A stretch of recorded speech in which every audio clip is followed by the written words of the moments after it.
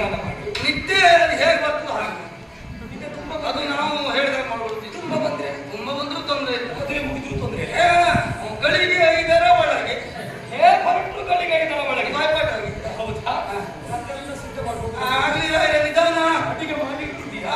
ಒಳ್ಳೆದುಂಟು ಉಂಟಾ? ಹೌದು. ಸ್ನಾನಾದಿಗಳನ್ನು ಪೂರೈಸಿ ಊಟ ಮಾಡಿ ನಿಧಾನ ಊಟ ಮಾಡಿ ಸ್ವಲ್ಪ ನಿದ್ದೆ ಮಾಡಿ. ಆಗ್ಲಿ ಎಲ್ಲ ಸಿದ್ಧ ಆಗ್ಬೇಕು. 8ರ ಮೊದಲು ಮುಟ್ಟಿಸ್ತೇನೆ. 5 ಉಳಿತದೆ. 8 5 13 ಲೆಕ್ಕ ಹಾಕ್ತಿರ್ಬೇಡಿ. ಬಂದಿ